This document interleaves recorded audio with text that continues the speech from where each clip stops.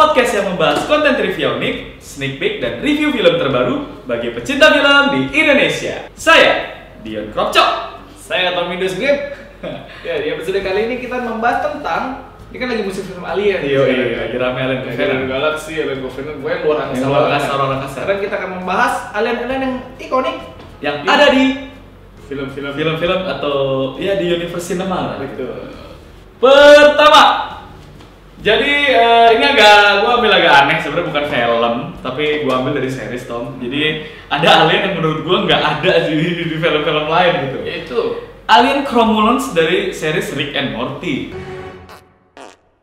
Boo, not cool. Di salah satu episode Rick and Morty, bumi tiba-tiba didatengin sama sebuah entity kepala. Tujuan dalam hidupnya makhluk itu adalah bikin semacam kontes penyanyi gitu. Jadi kalau bumi harus mengirimkan satu seorang penyanyi yang bagus untuk menghibur mereka gitu. Jadi kalau nggak bisa menyajikan sebuah nyanyian yang baik, maka hancurlah semua kalian, planetnya dihancurkan. Jadi tujuan hidupnya dia cuma kayak gitu. Wah, itu absurd banget sih. Oke, nomor 2 ada, ini Ridley Scott banget nih. Oh, ada iya. Xenomorph. Oh hey. Itu menurut gua alien yang paling ikonik di jagat raya industri perfilman gitu. Betul. Lu lihat siluetnya udah tahu, oh Xenomorph. Xenomorph. Tapi itu entrance-nya juga bagus gitu dalam. Jadi kayak dia dalam film yang hanya 2 sisi gitu, beberapa step evolusinya juga jalan kan, mulai dari si facehugger sampai chestbuster sampai kukunnya terus sampai berubah jadi ini. Lu bayangin ada makhluk yang dewasa dalam waktu 3 jam. 3 jam. Terus langsung bisa membunuh. Itu panik sih. Itu dari dulu belajar tuh dia banyak Felix simbolnya gitu. Iya. Jadi kayak semua tuh genital. Genital ya. Itu karena sebenarnya kalau ditarik mundur itu dari si H.R. Giger tuh si senimannya memang betul. bikinnya based on sexual iconic gitu. Jadi kalau trivianya nih sebenarnya Xenomorph itu bakal berkembang sesuai dengan inangnya dia yang di facehuggerin. Oh gitu. Jadi kalau orang jadi kayak Xenomorph biasa, ketemu predator dia jadi predator. Bahkan di komik tuh ada Rhinomorph tuh badak tuh, Anjir. ada Snakemorph dari ular gitu. Ada hiu juga. Ada hiu, ada macam-macam, ada punya sayap gitu, ada anjing gitu. Ih gila, keren abis. Gue baru tahu. Kalau lu tadi nawarin Ridley Scott Alien, gue bawa John Carpenter's The Thing.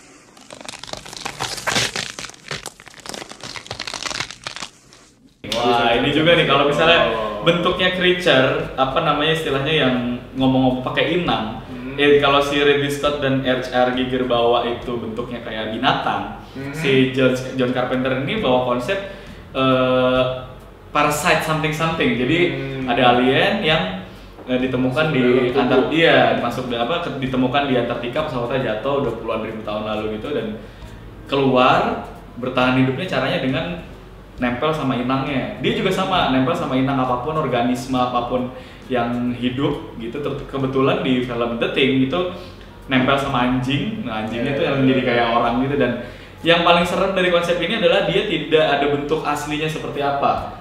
Dia hanya merubah inangnya jadi seperti apa ya, grotesque something lah. Jadi kayak zombie-like creature, monster, mutant, something yang nggak jelas bentuknya kayak apa, tapi ngebunuh-bunuhin. Dan itu sangat agresif ya, mutasi ya. Dan sangat agresif banget gitu. Dan dari konsepsi John Carpenter's The Thing ini turunannya tuh jadi banyak di film-film pop culture kita. Yang di umat manusia bikin film tuh pakai konsep creature The Thing tuh jadi banyak. Iya, banyak. Yang berikutnya ada Yautja. Wih, Yautja apa sih, kau pernah denger kan? Nggak pernah denger, karena nama aslinya itu dari itu predator. Jadi ras asli si predator itu Yautja namanya. Yautja sih biarin aja, mau pergi. Si Yautja-nya ini sendiri juga dilawan Arnold pertama kali 1987. Betul. Dan dia kostumnya dulu bentuknya kayak udang dipakai Van Damme. Bukan tuh agak aneh lah. Si Predator ini selama beberapa tahun akhirnya muncul di berbagai film hingga akhirnya mereka fusing universe dengan si Alien Xenomorph. Jadi kan dia tugas mereka tuh berburu doang. Dan mereka berburu tuh selalu sendiri. Makanya kayak mereka kalau lu udah tahu banyak keroyok lah. Nah, mereka tuh kehormatan mereka tuh dengan berburu sendiri tuh. Oh gitu. Makanya terus dia tuh bentuknya juga tribal, kan nggak ada yang kayak gitu lah. Bagaimana? Yo ugly. Dan sebenarnya di film Predators-nya Rodriguez itu juga ada trivia menarik gitu. Apa itu, Pak? Jadi sebenarnya di saat si tokoh utama itu udah kayak aduh mati gue ada pesawatnya Predator turun. Sebenarnya aslinya itu mau dibikin pesawatnya turun, terus keluar Predator banyak tuh, jauh-jauh dari gue mau dibunuh. Ternyata dari balik itu ada Alpha Predatornya nggak buka topeng, si Arnold. Nah bakal not bad at all kid. Gila. Tadi muka itu cuma dia lagi bentrok gitu sama si Arnold. Nggak jadi deh. Terus nggak ada lagi filmnya.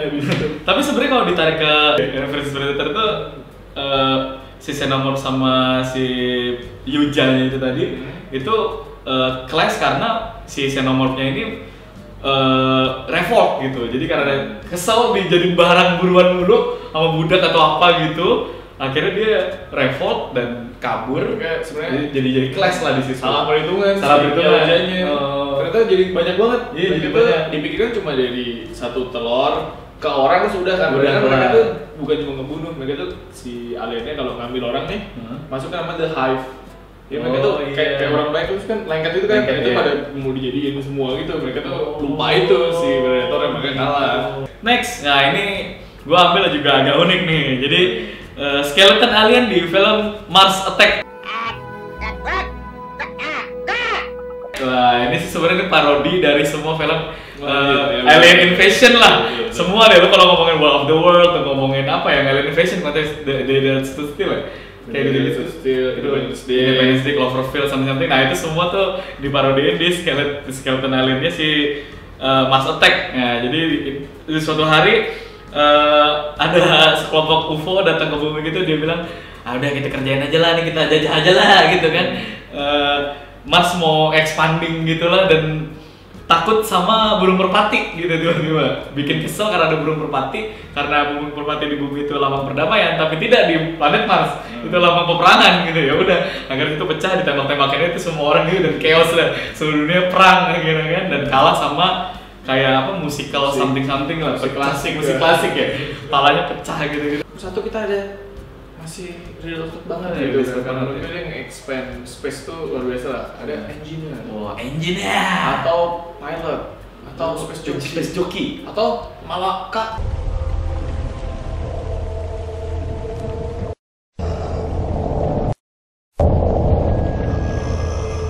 Humanoid segede gaban, badannya pucat putih gitu, dan mereka tuh hobinya tuh bioengineering gitu. Mereka ngulik gue mau bikin makhluk apa nih, jadi ditinggal. Ntar itu dicek lagi. Kalau yang fail udah habisin. Mereka juga yang bikin Xenomorph, bikin segala macam kan. Si Xenomorph ini juga mereka dibikin tuh sebenarnya sebuah bom atau mereka buat kan sebenarnya di tiap planet tuh konon katanya ada semua, tinggal nunggu bangkit. Jadi kalau di planet macam-macam dikeluarin Xenomorph-nya ceritanya kayak gitu. Makanya mereka kelas sama si Yauja segala macamnya. Dan konon si engineer itu menurut yang hidup-hidup yang dibacain sama si Davidnya itu, mereka tuh punya musuh apa kita belum tahu. Mereka tuh juga punya saingan. Mereka kan udah Tuhannya ini kan, bikin manusia, bikin Xenomorph. Dan trivianya adalah sebutan space jockey itu sebenarnya nggak sengaja Pak.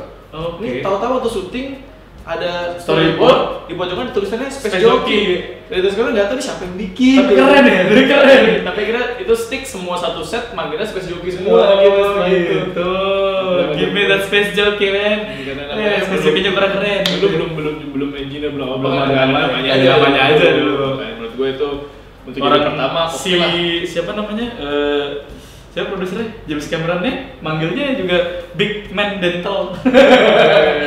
Pasien gigi paling gede karena posisinya dia begini. Ya menurut gue dia aliran sangat ketuhanan benar. Iya. Karena dia bikin entertaining something gitu baru gitu. Terus kita punya honorable mention. Gue ada Lobster dari District 9 Mbak. Oh iya, itu film rasisme berbumbu alien. Kalau lu punya itu, gue punya Critter Pak. Alien fugitif penjahat yang bisa jadi bola-bola gede-gede makan orang. Wah itu juga sebetulnya makan orang, makan pagar, makan listrik, wah gitu. Gila. Gue juga ada E.T. Oh itu tuh legendary Spielberg. Yang bikin jadi tahu-tahu jadi Super 8 juga. Dari si Spielberg. Terus gue juga punya The Blob. Nah lu kalau nonton Guardian of Galaxy, si Arrow itu sebuah entitas yang melepaskan sebuah bunga di sebuah planet dan itu jadi lendir gede banget. Nah itu sebenarnya terinspirasi dari The Blob. Ego bukan Arrow ya. Ego, sorry. Jadi kayak itu terinspirasi dari The Blob. Nah, The Blob tuh jadi ada meteor zaman dulu jebret jatuh, itu bentuknya lendir dan makan apa aja yang ada di bumi. Dan makin dia makan benda yang besar tuh makin agresif. Gitu. Dan kalau di film itu lu lihat dia bisa gede Empire State Building gitu. Gede-gede gitu, itu serem sih. Kayak gitu. Mantap ya? Mantap itu aja. Ini kalau kalian ada tambahannya kayak di bawah semua kayak apa? Atau mungkin ada alien yang lebih bagus dari Indonesia juga ada bang, jangan salah gitu. Iya, apa ya? Ada Space Boy. Space Boy-nya yang flat remote control ya. Anak ajaibnya Joshua tuh alien. Itu robot banget kan alien-alien yang oke itu alien seperti apa? Gitu. Yoi, boleh. Rekomendasi film Minggu ini. Dari Indonesia kita punya Critical Eleven. Yoi. Film apa itu? Dari novela Ikan Natasha. Seperti biasa, kita ada kombinasi emas film Indonesia dari Reza Radian dan ada si Adinia Wirasti. Adinia Wirasti, betul. Pokoknya ini film tentang pasangan muda yang bertemu dan terpikat di dalam penerbangan Jakarta Sydney untuk menikah dan habis itu end of frame punya anak. Ya betul, kehamilan si Anya-nya ini mengubah hidup mereka sampai Ale dan Anya diterjang sebuah insiden yang membuat mereka tidak hanya mempertahankan cinta, namun juga bergumul dengan ego. Satu lagi. Maksud kamu Ale Junior? Congratulations, you're pregnant. She's pregnant! Only in New York on Fifth Avenue. Punya lebih dari satu alasan untuk bisa mempertahankan perkawinan kalian. Menunggu lagi, pesan ini ku sampaikan. Di luar negeri kita punya King Arthur Legend of the Sword.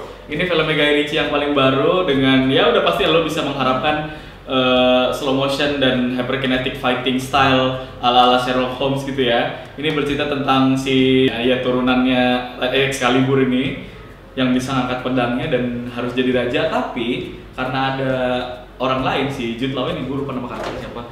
Si Jude Law ini mau jadi raja juga gitu. Akhirnya Jude Law yang berteman dengan banyak penyihir harus melawan si siapa namanya jagoannya? Si Arthurnya itu gitu. Supaya nggak jadi raja gitu.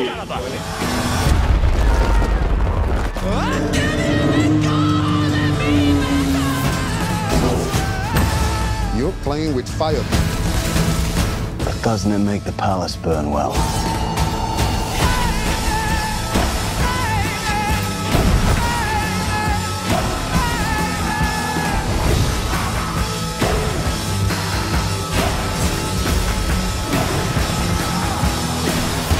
There's the king.